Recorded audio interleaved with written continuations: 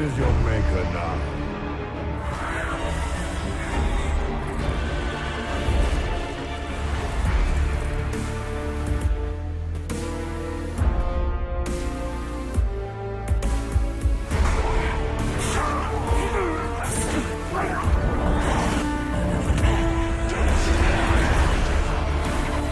Of course, you could forget all that.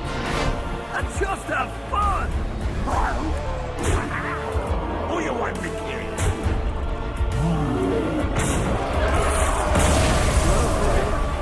That's the Knight's tomb beneath here.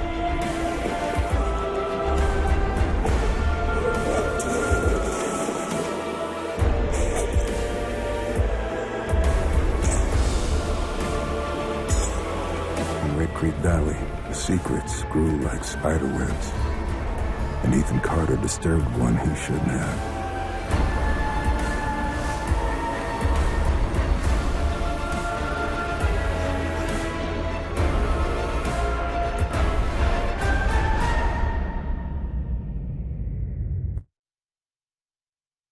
And those are the nominees for Best Personal Computerized Video Game on GameSpot's Best Game of the Year 2014. A bunch of games there which have not come out on other platforms. Some which have as well. But let's start with a game that you could argue could only really come out on the PC, Divinity Original Sin. Kevin, you're a big fan of this, by the way. Yeah, I love Divinity Original Sin. It's sort of a return to form for a series that had languished a little bit, I would say. Divinity 2 was not awesome.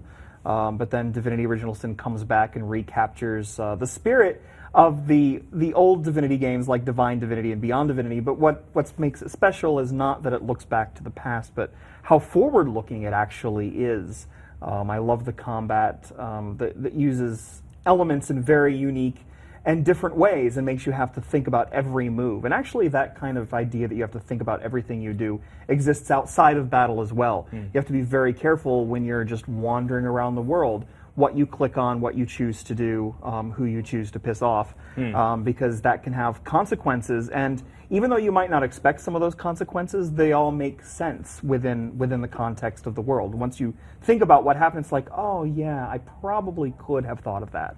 This brings up a sort of an interesting point I always find in our Game of the Year discussions at the end of the year, is that some games a lot of people have played because they're, say, relatively short or relatively accessible. With a game like Divinity, you kind of have to put in quite a lot of time to understand its essence or to really appreciate it. Right. Can you kind of speak to that a little bit, like during our discussions, how important it is to sort of, I guess, listen to people who have put in the time to play the games and maybe not a large amount of people have played? Oh, totally. I actually had the help of the overseas offices as well, where, because folks in the UK and in Australia had actually played more than I think we did in the US at large. Luckily, I finished Divinity, and sometimes you do have to put your trust in the people that you work with and put forward a passionate argument, explain why this is truly special.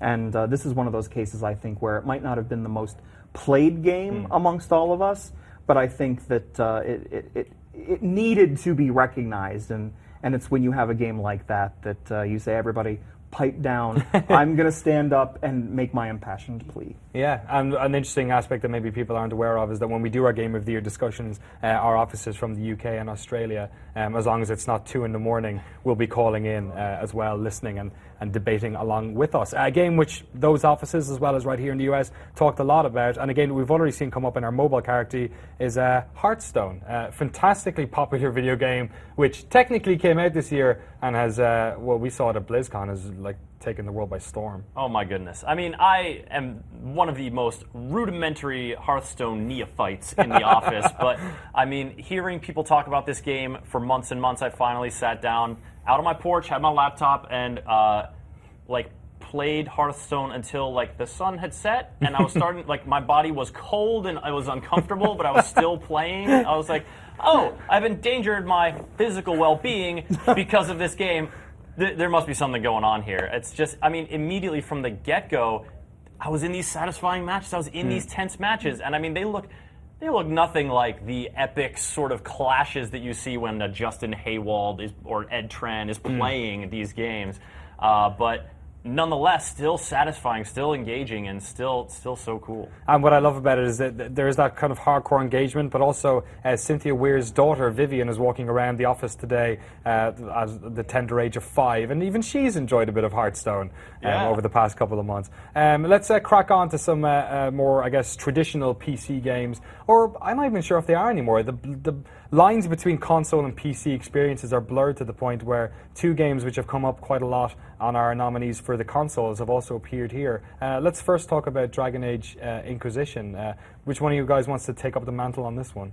Oh man, that game is so It's good. just amazing. It's just good. It's just good. I say it really because is. everyone had a voice in the discussion for both these games, I'd say. It really is. It's beautiful. Like, look at it. This is like, you really feel like you're there. The diversity of the environments. I mean, that it's just, you know, I talked in our previous discussion about how exploration is so rewarding, but it's also just, it's one of these games that I can go into, and I know that there's a grand story to pursue, and I know that there's a showdown waiting for me, but I also know that there are these vast lands I can explore and discover all these little things. And, you know, I'm not always in the mood to, like, take on some serious discussions with these people, with these characters that I'm actually, like, pretty emotionally invested in. Sometimes I just want to, like, go for a romp in the countryside and discover some weird crap.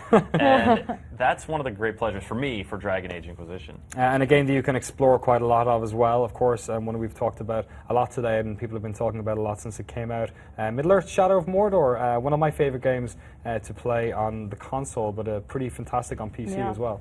No, I know the PC version has that very special high-res pack or whatever that just makes it look beautiful. It's like you're looking at a movie. So I would say, I don't know, I think the PC is the best looking version, but like...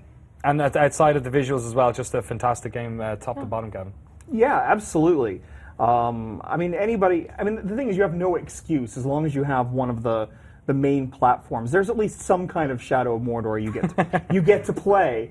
And what's great about this is that you know, the PC version gets the better looks. It gets you know, a better frame rate in the deal. Like it really is one of those, well, you know, master race things where it's like, you know, everybody thinks of this as a console game, but man, you just plug in a controller on your PC and go, and you get the best version of the game right there. One of the benefits of being a PC gamer. Another one is that you get to play a lot of games which are not available on consoles. You've already talked about Divinity, but a wonderful game that I feel we didn't really know too much about. And then I was looking over Sean McInnes's shoulder months ago before he went on, left GameSpot and went on to grander things, and he was playing this game that he spoke. He wanted to tell us about how great this game was, and he wasn't wrong. The Vanishing of Ethan Carter, a fantastic game on PC. God, he really pushed us to make sure we played this and knew it and understood it. Knowing that he wouldn't be here for the deliberations. And everybody's like, Vanishing of who? and then I play, and then suddenly it's like, oh, this is really special. And it's one of those games where somebody says something like walking simulator, and I want to punch them.